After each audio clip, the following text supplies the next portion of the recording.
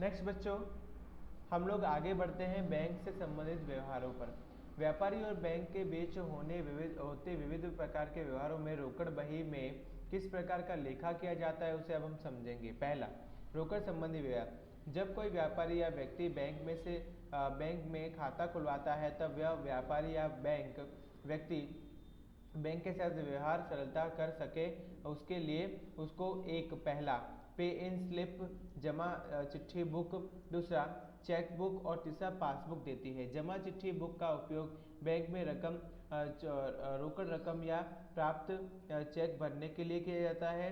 Cheque book का उपयोग bank में से रोकड़ रकम निकालने के लिए और चेक से रकम चुकाने के लिए की जाती है। पासबुक बैंक की बही में बताई व्यापारी के खाते की नकल उतारा होता है। वर्तमान समय में व्यापार धंधे में स्वपों का भुगतान के लिए चेक का उपयोग खूब ही प्रचलित है।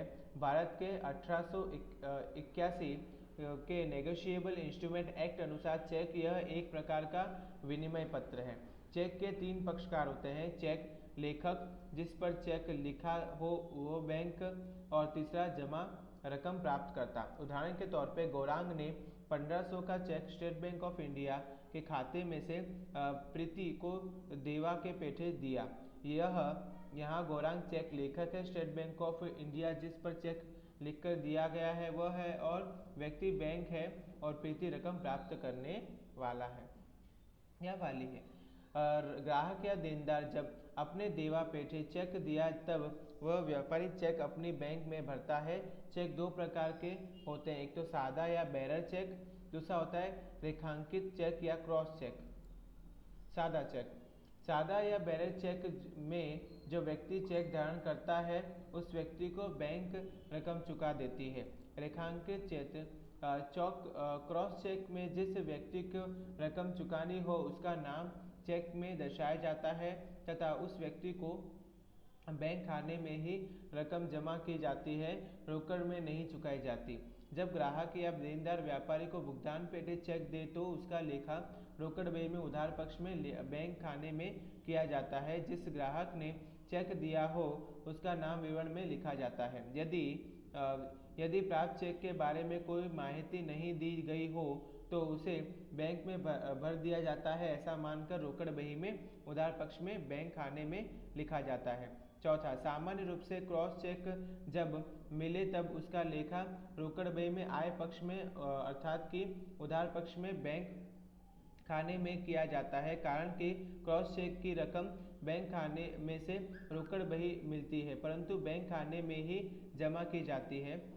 जबकि व्यापारी कोई व्यक्ति को अपने दायित्व के भुगतान पेटे रकम चेक से चुकाए तब उसका लेखा रोकड़ बही में जमा पक्ष में बैंक खाने में किया जाता है। जिस तारीख को भुगतान किया चेक दिया जाता है उसी ही तारीख को उसका लेखा रोकड़ बही में किया जाता है। नेक्स्ट, बिक्री पिष्टांशन। जब कोई ग्राहक या देनदार के पास से प्राप्त चेक कोई लेनदार या व्यापारी को सीधा बारोबार चेक के पीछे नाम लिखकर दे दिया जाए तो ऐसे चेक को बिक्री पिष्टांकित करेंगे। ऐसा व्यवहार मुख्य रोजनामचे में लिखा जाता है। प्राप्त चेक को यदि रकम रोकड़ बही में बैंक में भरा हो तो ऐसा मानकर ऐसा लिखा किया जाए तो उस पर बिक्री पिष्टांशन की है तब उसे रोकड़ बही में जावा पक्ष में बैंक खाने में लिखा जाएगा। और जब कोई चेक अस्वीकृत हो तो उसके चेक को मिला हो तब जो लेखा किया उसके विरुद्ध में लेखा करना आवश्यक होता है। बैंक खर्च, कमीशन, ब्याज इत्यादि। यदि बैंक में व्यापारी को कोई सेवा दी हो तो उस संबंध में बैंक चार्ज वसूल करती है। उसी प्रकार हुंडी बैंक में भुनवाई हो तो बैंक द्वारा वसूली के लिए भेजी गई हो तो बैंक कमीशन वसूल करता है। यदि व्यापारी ने ओवरड्राफ्ट की सुविधा ली हो तो बैंक ब्याज वसूल करता है और इसी प्रकार से बैंक में जमा शेष पर बैंक व्यापारी को ब्याज चुकाती है। बैंक चार्ज, कमीशन, ओवरड्राफ्ट का ब्याज आदि व्यापारी के लिए खर्च है, इसलिए रोकड़ बही में व्यय पक्ष में अर्थात कि जमा पक्ष में बैंक खाते में दर्शाया जाता है।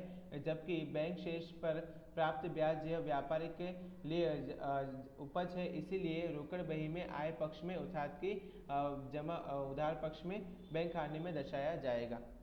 उदाहरण नंबर 4 से बच्चों जल्दी समझेंगे हम। तो निम्नलिखित व्यवहारों पर से धर्मिष्ठा की रोकड़ बही और बैंक खाने वाली रोकड़ बही तैयार कीजिए।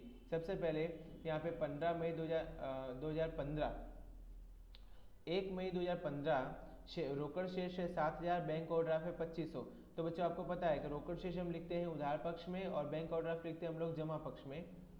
दूसरी तारीख को 7000 का माल उर्वशी को बेचा, उसके पास से क्रॉस चेक मिला जिसे बैंक में भर दिया। तो यहाँ पे लिखेंगे हम 2 तारीख बिक्री खाता और बैंक के कॉलम में 7000 रुपये। 4 तारीख अशोक को 2000 का माल 10% व्यापारी भट्टे से भेजा, जिसके सामने 50% रकम रोकड़ मिली और बाकी की रकम चेक से मिली। तो 2000 का पहले 10% निकालेंगे तो 200, बाकी बचा 1800। 1800 का 2 भाग करते तो 900 और 900 रुपये। यहाँ पे लिखा होगा बिक्री खाता 900 रुपये बैंक में और 900 रुपये रोकड़ में। 5 तारीख को बैंक में 2000 रोकड़ी भरी। जब बैंक में रोकड़ भरते हैं तो यहाँ पे देखो बच्चों, यहाँ पे लिखा होगा जखा रोकड़ से गए, रोकड़ से जमा हो गए पैसे और यहाँ पे आए किस में, बैंक में। यहाँ पे लिखा होगा 5 तारीख को जखा व्यवहार और बैंक में कॉलम में पैसे। 7 तारीख को 5000 का यंत्र खरीदा, जरूरी रकम का चेक लिख कर दिया। 5000 का यंत्र खरीदते हैं, यहाँ पे किस प्रकार के व्यवहार लिखे जाएंगे बेटा? अच्छा, हम लोग लिखते हैं सारे प्रकार यानी रोकड़ व्यवहार। तो यहाँ पे लिखा होगा 7 तारीख को यंत्र खाता और बैंक के कॉलम में 5000 रुपये। 9 तारीख को मानसी के पास से लेना पेटे 6000 का चेक मिला जो तुरंत ही बैंक में भर दिया। तो पैसे मिले बच्चों, यहाँ पे हम लिखेंगे मानसी खाता, बैंक के कॉलम में 6000 रुपये। 11 तारीख को मजदूरी के 500, टेलीफोन बिल के 500, बिजली बिल के 1200 रुपये चेक से चुकाए। यहाँ पे हम लिखेंगे 11 तारीख को मजदूरी खाता, फिर 11 तारीख को ही टेलीफोन खाता और उसके बाद 11 तारीख को ही बिजली खर्च खाता और सारे पैसे हम बैंक के कॉलम में लिखेंगे बिकॉज ऑफ यहाँ पे चेक से रकम चुकाई गई है। 13 तारीख को बीमा प्रीमियम भरने के लिए 2000 बैंक में से निकालते हैं। जब बैंक में से पैसे निकाले तो देखो पैसे रोकड़ आए, जखा व्यवहार। 13 तारीख को सामने आपने लिखा होगा जखा व्यवहार, बैंक से पैसे जाते हैं तब। उसके बाद 15 तारीख को हमने बीमा प्रीमियम के चुका दिए 1600। तो यहाँ पे लिखा होगा बीमा प्रीमियम खाता 16 तारीख को 15 तारीख को यहाँ पे लिखा होगा 1600 रुपये।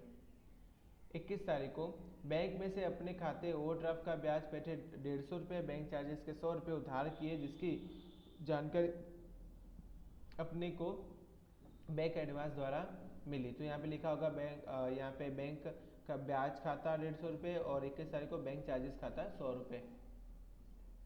23 तारीख को रुपये 3000 का माल धरती को बेचा, क्रॉस चेक मिला। तो यहाँ पे लिखा होगा बिक्री खाता और 3000 रुपये। फिर लिखा होगा 24 तारीख को तेजल के पास से 3000 का चेक मिला जो सेजल को बिक्री प्रशासन करके दिया।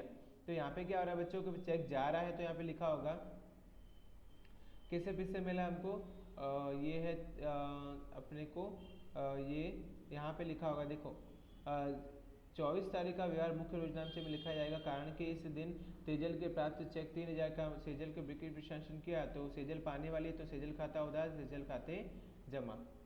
उसके बाद हम जाएंगे 26 तारीख को धरती को दिया चेक जो अस्वीकृत हुआ, उसकी माहिती बैंक ने हमको चुकाई। तो यहाँ पे हम लिखेंगे धरती खाता 3000 रुपये जमा पक्ष में।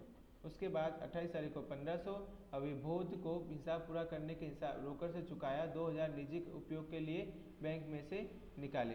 तो पहले हम लोग क्या करेंगे, 1500 रुपये चुकाई, यानी हम जाएंगे यहाँ पे अविबोध खाता 1500 रुपये और आहरण के लिए हमने जो पैसे निकाले हैं वो हम लोग आएंगे उसके वहाँ पे लिख देंगे जमा पक्ष में बैंक के कॉलम में। 29 तारीख को 3000 का चेक एक ग्राहक वीरेंद्र के पास से मिला। तो यहाँ पे मिलता है तो हम लिखेंगे 29 तारीख वीरेंद्र खाता और बैंक के कॉलम में पैसे। 30 तारीख को एक ग्राहक वीरेंद्र के पास से प्राप्त चेक 3000 का सुरेंद्र को बिक्री प्रशासन करके दिया। तो ये चेक हमने सुरेंद्र को दिया, यहाँ पे बिक्री खाते में हम लोग लिख देंगे। अब बच्चों क्या करना है, आपको दोनों पक्ष का टोटल करना है।